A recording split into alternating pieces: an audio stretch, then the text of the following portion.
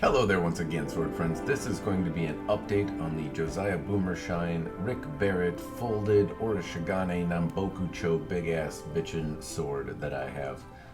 The blade is 29 3/4 inches long. That measurement does not include the habaki. Included here is a brief photo that explains where I'm taking the dimensions from. The blade measurement is from the very tip to where the moonmachi is. That's kind of where the habaki would start, if you will. The habaki is that blade collar that wraps around near the guard area. That portion is not included in the blade length and would add about another inch. The handle is measured from just below where the guard starts and goes all the way to the end of the handle, and that is 11 and just under a quarter inch, 11.15 inches. The width at the tip and the thickness at the tip, as well as the width at the base and the thickness at the base. There are names for those: the Sakihaba, Sakikasane, Motohaba, Motokasane. Those are basically just measurements of thickness and width, and I've taken them at 2 points, again the same moonmachi, hamanchi area that's right above where that blade collar is. And then if you can see that line where the tip starts, that line kind of indicating the beginning of the tip is called the yakote, and I took that measurement at that point on the sword. The curvature of the blade, or the Sori, is 1.2 inches. That is measured from, basically if I took the tip and the moonmachi, that's where that blade collar starts again, laid them on a flat surface and measured the deepest part of the curvature between the blade and the flat surface. That would be the Sori, and that's 1.2 inches. The weight is 3 pounds 7 ounces, which puts it on the very heavy side of swords. Now bear in mind, katanas can range up to, say, 4.5 pounds would be on the very heavy side for a katana blade, and then you have them as light as, under 1 pound for what we would commonly use for iaido, or an iaito sword or something like that is often under 1 pound, or maybe 1.5 pounds for a lighter sword. The point of balance on this sword, that's kind of where it would balance on your finger, is 6.25 inches up from the Tsuba. The Tsuba is the cross guard, if you will, and if you measure from there 6.25 inches up the blade, that is the balance point of the blade, which puts that as, in general, that's a little further up than you would expect on a sword of this size, or not necessarily expect, but it is a little further upwards, which kind of gives it a tip-heavy type feeling, or you would expect it to be a little bit more tip-heavy. The saya. Let's talk about this part first. Now, first off, I'm just going to explain that I am super happy with how it came out. It's beautiful. It's kind of a thought that I've teetered around with over the years, and to see it kind of come to fruition is awesome for me. I always love sayas that have the kind of falling pine needle theme and kind of this gentle falling nature to snow or pine needles or cherry blossoms or that kind of thing, but I naturally have an unhealthy obsession with swirly mitsudomes, and so that is obviously coming through here. Now again, I know I'm saying it wrong, but at this point it's like a trademark of mine, so I'm just going to roll with it. The point that I'm going to make here about the end of the saya, though, is a little bit more detailed. I'll go into kind of what's going on here. The base coat of the saya, if you will, is a gradient. So there's a gloss coat which goes from a deep black to a silver color, and that transition is something that you see in the various grooves and the kama and the mitsudome shapes on the saya itself. The top coat is a black ISHIMEI saya, so a stone texture. So you have a play with colors and a play with textures as well. So the kama shapes and the grooves are all gloss and smooth, and the rest of the saya is a stone kind of textured sandy type finish to it. Now, the kamas themselves, you can see they're stenciled in. They're supposed to look like kind of gradual falling kamas that surround the saya and get very thick and clustered towards the end, and I think that was achieved. If we go up towards the kojiri or koiguchi end, the mouth of the saya, then you can see that there are some grooves laid in there. Aesthetically, they provide some contrast, where otherwise it would kind of be this big blotchy glob of black. The sword is very big in every way, so finding a way to break your eyes apart so they aren't drawn to any particular one thing and there's no void that just pushes your eyes away from it is a bit of a challenge. And I think these grooves here achieve that. They don't really provide any functional use. I mean, it might be a little easier to grab a hold of the sword, but functionally they basically exist to provide some aesthetic contrast. The rest that you can see here, there's a horn koijiri, koiguchi, and kurikata. The gloss blackness of the horn also kind of ties in and fits well with the other gloss blacks on the saya. Now we can talk about the Tsuba. So the first thing I should note about it is that it is a Tsukashi mild steel Tsuba that was made by Roman Urban, a very talented Sogu, I think is how you pronounce it, but a fittings maker. He makes Tsuba and MENUKI and FUCHI KASHIRA and Japanese fittings of all different sorts. He's a very talented man. This is a very limited display of his capabilities. He is capable of some really awesome and amazing and extremely detailed carving. And this Tsuba does not showcase it, but it does showcase his talent. I said I want something with a crazy amount of swirly mitsudomes and falling commas in it, and he came up with this, and it really aesthetically is very pleasing. And I kind of used this the Tsuba as a baseline to design the rest of the sword. The rest of the theme kind of flowed around this. And I'm extremely happy with it. I love the Tsuba and how it came out, and it's really impossible for me to talk about the Tsuba and to show it to you without your eye going maybe to the habaki as well. The habaki is a big silver habaki that has a mitsudome cutout in it as well. You can see the blade underneath it, and so those it provides, again, a level of depth and detail that you don't often see. I'm really happy with how the mitsudome shape comes out in the sword. It looks really awesome, and I like that it's in the habaki. I like that the flowing, kind of falling mitsudome shapes are everywhere, including the habaki.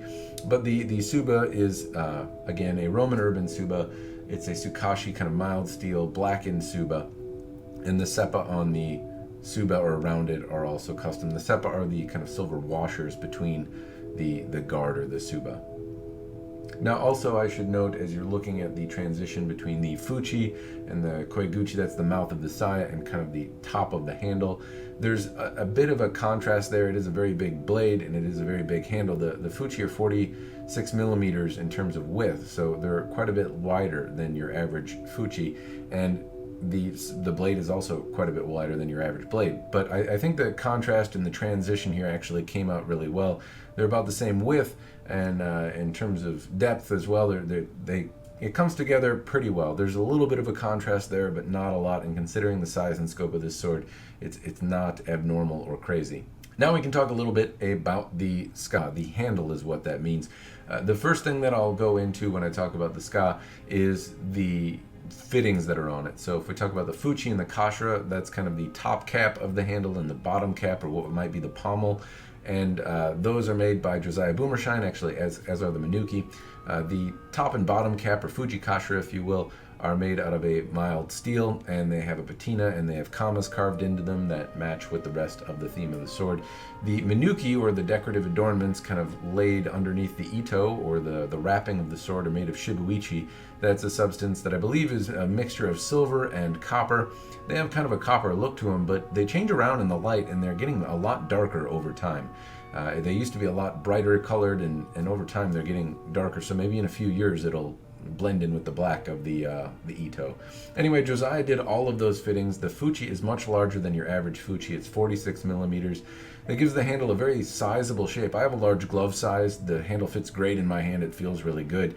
But know that it is quite a bit wider than your average blade would be, or average handle would be. A large, modern katana would usually take something between like a 40 and a 42 millimeter fuchi. This is 46.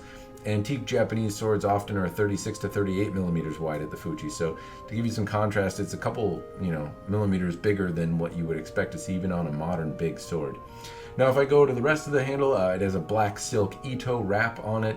It's done in a special style called SHONAI-ZUKA, I believe is how you pronounce it, wherein there's a portion of the wrap that looks like Hanari-Maki, or kind of the standard diamond wrap, and then it goes into this crazy tubed look. These tubes are, the silk is kind of folded over into a tube and stitched, and it gives like a fluffy cushion to hold onto, and at the same time it's very, very tight in your hand. So it's a very comfortable and interesting looking wrap. I think it's cool as hell, frankly. It's done over a silver samegawa. So the samegawa has been lacquered silver. That provides actually enough contrast in it to highlight and accentuate the nodules, which are also on the larger side. The other bits that I can add is that the transitions on the ito are exactly what you would expect them to be on a custom katana of this level. The transitions are all good, the diamonds are good, it feels great in the hand, the ito is tight, everything is tip-top. Now we're going to talk a little bit about the blade, and before I go too far into the blade, what I'm going to show you is just the measurements of the blade. You can see the Nagago, or the Tang of the blade, is 10.6 inches long. It's the only place you're going to see it, and then we're going to go on to some more pretty pictures here of the blade with the ska on. Now, the blade itself is a Rick Barrett's Orishigane steel. That means like the smith's made steel. Kind of sum up Josiah's part, he made the FUCHI, KASHIRA, MENUKI. He also did a large portion in terms of shaping the blade to its refined shape. He did the heat treatment on the blade, so his signatures kind of worked in there. He did the polish on the blade. He's had a very instrumental role in doing a lot of different aspects of this sword. Rick obviously did a part, Roman Urban played a part, and the mounter that I used to assemble the whole sword played a part, and I played a part by paying the bill, I suppose. But there are a lot of craftsmen involved in this sword, and all of them are impeccable, awesome artisans and talented craftsmen in their field, and I'm just super happy with how it came out. So moving on with the blade, though, what you can see is it's got this really big, enormous Nambokucho hardy profile. When I look at this sword, it almost looks to me kind of like what your modern badass version of a katana would be. I mean, in every respect, it's just this huge, honking, badass, cool-looking thing. And surprisingly enough, it actually feels really pleasant in the hand. At 3 pounds 7 ounces, it's far from light. And with a point of balance at 6 1/4 inches up the blade, that should mean the blade wants to jump out of your hand and be this unwieldy crowbar, but it is anything but that. It makes me wonder if I really know what those measurements mean. I don't know if the Sori plays a part in that, or maybe it's the distribution of weight in the distal tear. I don't know why it feels as good as it does. Maybe it's my bias in thinking that it looks so damn cool that it just has to feel good in my hand, so it does. I don't think that's the case, but I'll admit that I am a little smitten with the appearance of the blade. What I can say, though, is that it actually feels surprisingly controllable for its size. I'm not going to lie, it does not feel like a sword that's 1 pound. It feels like a big, stout sword, but for its size, it feels incredibly nimble and controllable. I suppose that has to do with all of the smart people involved in crafting it. The hamon has also got so much detail and cool stuff to see inside of it that you can get lost in it for days.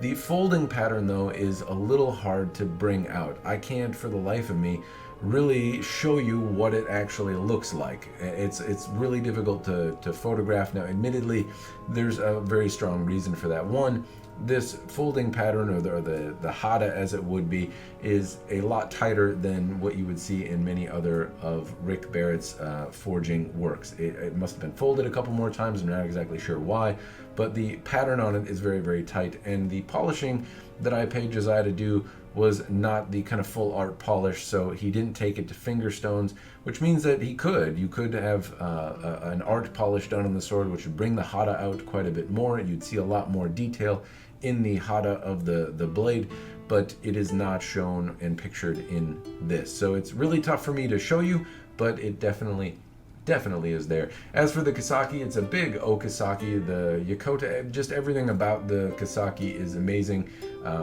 You know, if I had to get stabbed in the face, I'd love it to be by this sword.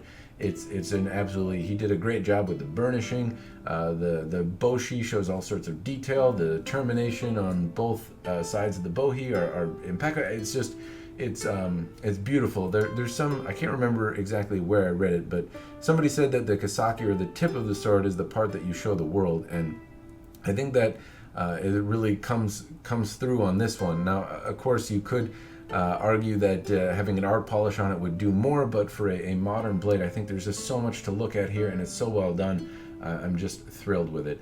Additionally, you can note that the lines on the blade, the planes, are also exactly what you'd expect. They're even and crisp. The bohi, oftentimes when you chisel out a bohi, it's very easy to make ripples and things like that. So even on some of the highest end swords that I've seen, the bohi has all sorts of ripples along it. And this bohi is actually relatively flat and clean and follows that kind of smooth plane thing that I harp on so often when I review swords. The last bit that I'll say is I tried to get the hamon and the hada to show up a little bit better, so I took it to a couple different lights, and I'm going to bounce it back and forth here. You can kind of make out some of the folding patterns and some of kind of how the blade was folded, but it's still really hard to see. I hope that it at least comes through a little bit. And that is all I have for you from my perspective on this sword. I love it. I'm super happy with it. But I do have another treat, and that is an interview I did with Josiah online where I chat with him about this sword, basically, his experiences making it, what lessons he took away from it, and I kind of get things from his perspective. So without further ado, on to that interview. So maybe first a introduction on who you are, what you make, what you do, where you learned, or any pertinent information that you think people should know about why you make swords and they're awesome. All right, yeah, my name is Josiah Boomershine. I apprenticed under Rick Barrett back in 2006 is when we met. We live in beautiful northern Indiana where the corn grows tall. At the time, I was just interested in Japanese swords in general. I didn't know what they were or how they were different from other types of swords. I just knew that they were cool and I saw them in movies and things like that. So that's what got me into it. And I was introduced to Rick when I was still in college. And I just started bothering him and calling him on my vacations. He invited me over, gave me some work to do, gave me a broom, cleaned the shop. And it's a very traditional apprenticeship. Yep, those apprentice tasks, that's what I started out with. And then kind of quickly, he gave me the tasks that he didn't want to do, like making habaki. It's not his favorite thing. Other things, claying the blades. He doesn't mind claying the blades, but it's important that you learn that pretty quickly. We kind of moved on from there after that time period. With him being in and out of his shop, I started doing my own work, kind of getting contacts and making my own fittings to begin with, and then tanto. And then I eventually moved on to katana length blades when we had the need for them. I was still forging things out for him, kind of the grunt work, the sweaty parts. That was kind of my task. At this point, I'm getting a lot of my business through different dealers, collectors, and martial artists. So it's a combination of those three people or groups of people who will contact me to do work for them. I enjoy pretty much every day. It's different every day. So one thing that a lot of people can't say about their job that I can. Now, just for the sake of information, in terms of the things that you do in general, the types of service that you provide, is it exclusive to Japanese swords? Is there a particular thing that you like to do more than others that you would say is your specialty? And what are the variety of things that you can do? Yeah, so I can start to finish, forge the blade, shape it, heat treat it, polish it, make the fittings, make the scabbard. There is a limited kind of lacquer work that I can do, mostly ISHIMEI. I'm starting to get interested in some more ornate stuff, complex, but that's a lot, that's a long road if you want to go down that road. You get into urushi and those types of things. Do a lot of polishing, a lot of restoration of old swords, a lot of gendai. Usually I'll get them in maybe well, I've got one right here. A fairly rusty, kind of beat up. Yeah, it's coming through. Yeah. So you can see like fairly large amounts of pitting. Pretty significant amount. This one doesn't have a lot of nicks in the blade, but something like this will polish up really well. This is going to be a beautiful sword when it's done. I also do shirasaya work for all kinds of blades. This is actually a Rick Barrett blade right here. Making the shirasaya. This is the blanked out stage. So we call this a shirasaya blank. It's already got the insides carved. And tomorrow, bright and early, the outside will be shaped down into an octagonal shape, and then the habaki will be finished. So usually I don't like to finish the habaki until at the end because it's so much more likely to get scratched up during the process. So I thought that would make a really cool 2x4 katana right there. You could just leave it. Oh yeah, just as it is. Just this is a 2x4. It's cool. Yep. Nobody would ever know that there's a sword in there. Or be able to swing it, but potato. Yeah, exactly. Okay. So, let me jump in because you've gone over a few terms. So heat treatment and polishing and all of the stuff that you do. In terms of lacquer work, ISHIMEI is the stone kind of finished lacquer, right? Just so I'm saying things right. When you say you do ISHIMEI, that's the stone finished or kind of textured polish or lacquer work. Then you have gloss, which is shiny. Urushi, if I'm saying that right, is the Japanese style lacquer made from a derivative of poison sumac. So not a very comfortable lacquer to work with, but traditional, and that's the type of lacquer work, right? I can't remember if there were any other termy things that you went over. You work in the field, so every time I go into the Japanese terms, people are like, hey, hold on, I don't know what you're talking about. So just a clarifying point, but you do you make swords of various lengths, sizes, types, in terms of the Japanese style. So can you make like Shobuzakuri blades and Hirazakuri blades and all of that? And then wakazashis, tantos, you can do the polishing and the heat treatment. And then you do shirasaya services, so like making saya and making the naturally words aren't coming out now. So you make the saya, whether it be a shirasaya, which is like a storage scabbard, a plain wood-looking stick, or nuri saya, yeah, or the kind of more contemporary, normal picture of what a sword should be in like the lacquered saya with a tsuba and all the other bits.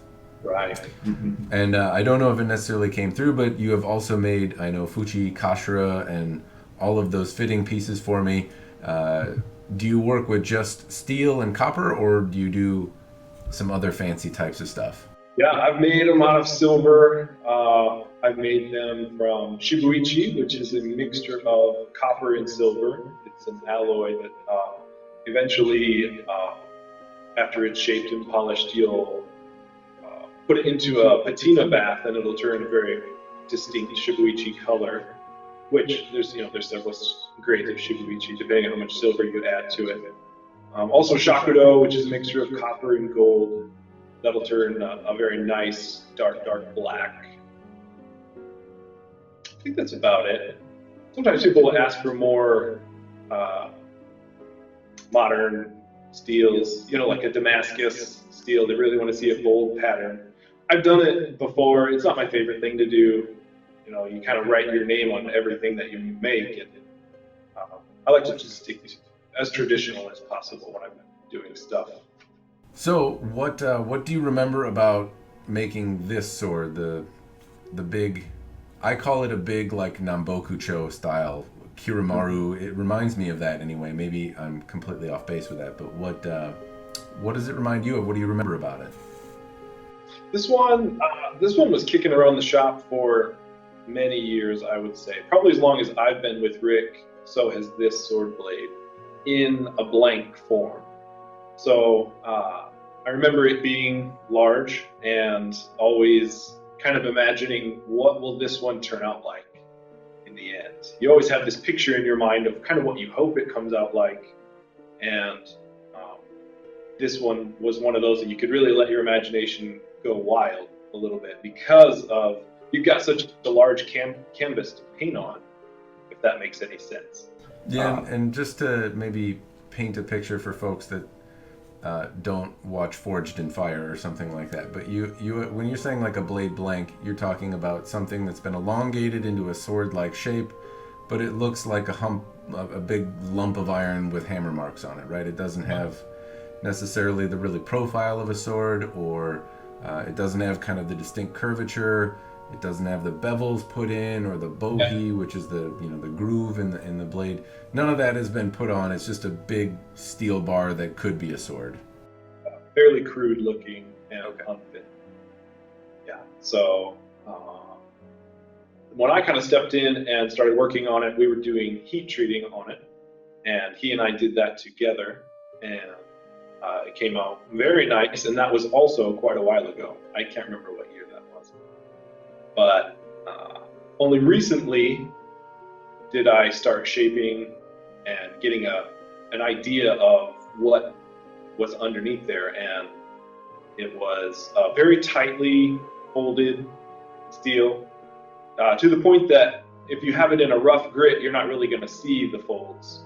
It wasn't until I got it to around 600 grit, and I gave it a dip in acid just to check and make sure the hamon, or the hardened edge, was complete and beautiful. Then I realized that this is actually a folded blade.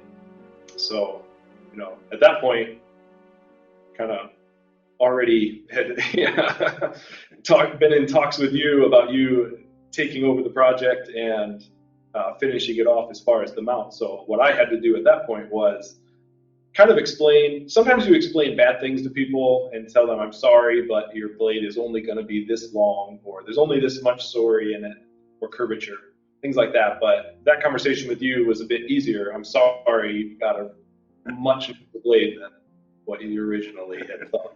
Yeah, that was not the worst news I ever got. I get a lot of shitty news, and it's like, oh, well, that's great. So this was in fact a folded blade that Rick and I had both thought, because of how tight the grain was and how long it's been sitting around the shop, we thought it was a monosteel blade. So at that point, I'd already been carving the grooves, just getting the initial cuts, and I just needed to finish them off and polish it up. So that's what I did. I did not do finger stones on this particular blade because of what we had discussed. There was no need to, because we were thinking it was a monosteel blade anyway. So sorry to jump in, but when folks are looking at the photos in this video, you might not see a lot of indication of folding, and that's something that I struggled to photograph and show, and I tried. But if you were to take it to finger stones and put a little bit more emphasis on the polish to bring out that detail, it could be brought out. It's just that it's not, because I didn't pay for that part of the service, right? That wasn't part of what we said, and I, being the cheap bastard I am, wasn't like, oh, okay, well, Jiminy Jillikers, here's more money. I was pretty much like, oh, okay, yay, less. Mirrors are good.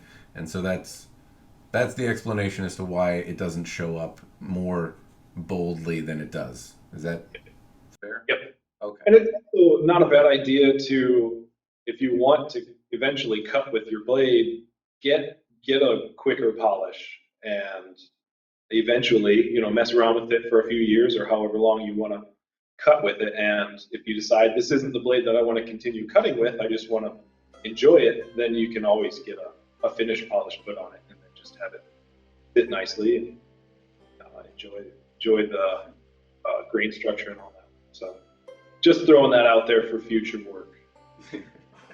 Do you have any lessons that you learned while doing the sword? And you said it was one that was there a long time ago. Did you learn any lessons doing this, like cutting in the bohi? Were there any things that you were like, oh, I remember doing that? Funny stories, maybe. With this one, the kisaki is super long. I don't remember how long. It's well over 2 inches, right? Yeah, I have to measure it, but it definitely has some kisaki in spades. Yeah. So anytime you have a long kisaki like that, an O kisaki, it's more difficult to get a crisp defining yokote, which is the line that defines the body of the blade apart from the rest of the kisaki. So if you've got a long blade like that, the geometry is going to be more flat, if that makes sense. So if you've got a smaller one, it's going to be easier. You're going to be able to get a crisp line on that yokote. This one, it takes a lot more finesse to get a nice crisp yokote. So that's what I remember, especially about this blade. And my arms were just worn out at the end of polishing tonight. I don't know how much it weighs. Like, I can't remember, but it's one of those. As soon as you're done polishing it and you pick up any other sword, you're amazed at how light that second sword is. It came out to 3 pounds 7 ounces, if I'm not mistaken, in its kind of final mounted form. I don't remember how much the blade by itself weighed, but it definitely is one that it has. She's a big girl, that's for sure. And now you also cut in the bohies or the grooves on the blade. As I'm looking at those, I noticed that there's not really a lot of rippling. The plane inside the bohi is really smooth. And that's not something that I see very often. Even on, antique Nihanto or something like that, I don't often see that level of smoothness inside there. Did that give you trouble to do? Yeah, it's a lot of. Yeah, it takes a full week for me to carve bohi on a blade that long, and to polish it. So there's the carving. You start with that with the sen. You move on to broken off file bits, and then move on to successively finer sandpaper, which is backed with like a wooden dowel or something like that. So it's a lot of checking, polishing, grinding, and then rechecking. Constantly, you're looking into different lights, you're picking it up, and making sure you're feeling it with your fingers, making sure you don't feel any ripples, because a lot of the ripples will not show up, or scratches especially won't show up until you really are towards the end, and then you'll see them. You got to go back and go repolish, get them out again. So it's very laborious, and you'll get some raw fingers on both. Well, I guess I should ask, are you happy with how it came out? You did the heat treatment, so you kind of saw it take its shape, and you wore your arms out polishing it, and you wore your fingers out trying to polish the bohi and put that in. Looking at some of the final pictures, or holding it in your hand when you were finished polishing it, are you happy with how it came out? Very much. It's kind of a testament to Rick as well. You have to give him the majority of the credit. He birthed it, the blade, if you can say that. So it's definitely a collaborative piece, and he was also very happy, I can tell you. After I took it to him polished, he liked the blade a lot. That's good. It has the mutual seal of approval. That's good. Are there any other funny facts or stories? You wore your arm out. Is there any other details that you would think are noteworthy about the sword? Well, you kind of touched on it already. From my perspective, when getting a sword like that mounted up, it's 1.5 inches at the machi, and you have to take into consideration Randy, who is the mounter of this blade, needs fittings that are large enough. So you're not going to be able to just pick up fittings that big on eBay or many other sites. You have to be very particular about the set of fittings that you do find. So I was not surprised when we needed 46 millimeter fittings for this thing. I was, unfortunately. That's a valuable lesson, and one, unfortunately, even though I've gone through making a few projects, I have yet to learn myself, is to measure things and make sure things actually will fit together. And right. That is fortunately something that, theoretically you could do. You make swords, you do the polish, and you can make the fittings that fit on them and subsequently assemble them into one finished product as well. So a jack of all trades, if you will, except that doesn't really apply, because I think this blade probably shows a degree of mastery as well. So yeah. Is there a part of the sword making process that you would say is your favorite, something that you like to do more than anything else? I like to finish. It sounds silly, but I like to actually finish the polish off the very last stages are really satisfying because you get to see very clearly what is inside that blade. Most sword makers don't get to be that satisfied because they make the sword, they kind of check it for flaws, send it to the polisher. Polisher might send it to the customer. Hopefully the customer sends the sword maker pictures later on.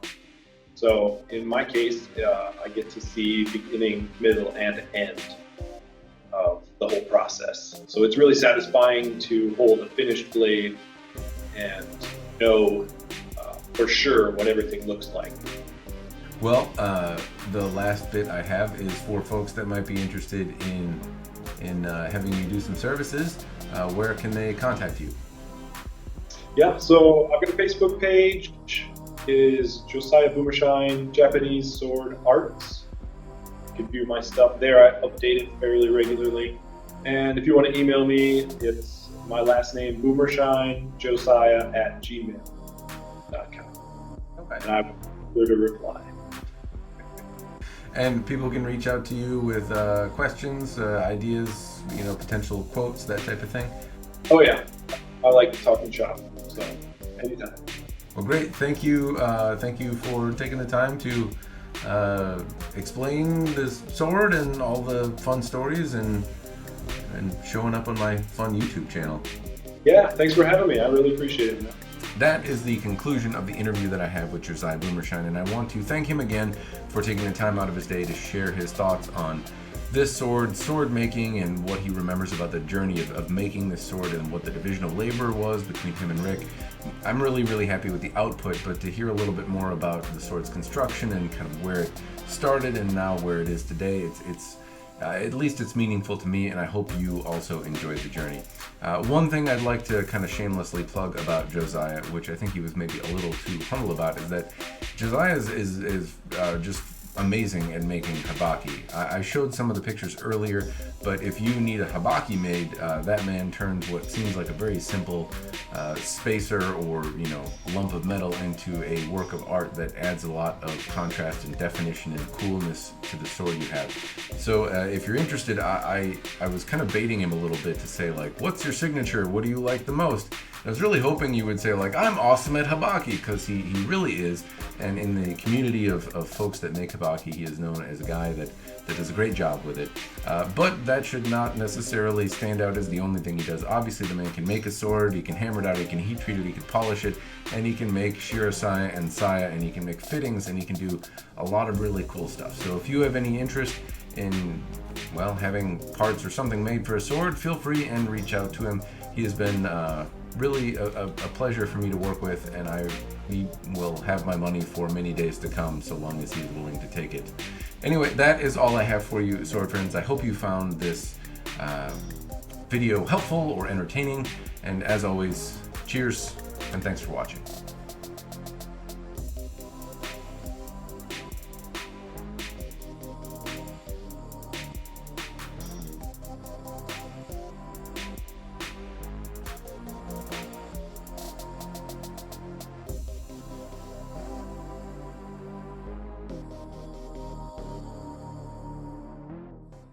All right, I'm gonna hang on just a second.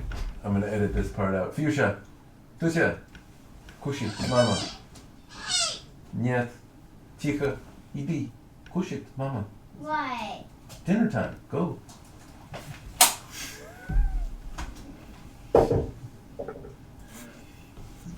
It would help if you were expeditious, my love. Trying to get some gaming in. What's that? I'm trying to get some gaming in. Yeah, she's like watching the crap out of some Pokemon. It's tough, at least for me. Admittedly, when I started doing YouTube videos, I was really timid about putting myself on camera, and it was so painful to listen to myself talk that I had to do it in a goofy voice. That was the only thing that made editing palatable. And then after a while, people were like, you should just put your own face and talk in your normal voice because it's distracting. So it's like, but I'm such an asshole, and like, you don't understand. Like, I have to edit it, and then I have to look at myself and hear myself talk Right. And That's interesting. it's not a fun thing for me to do. And every time I look at myself on a YouTube video, I'm like, this is shit. Who wants to listen to this asshole talk? But apparently, at least tens of people do. So, Yeah.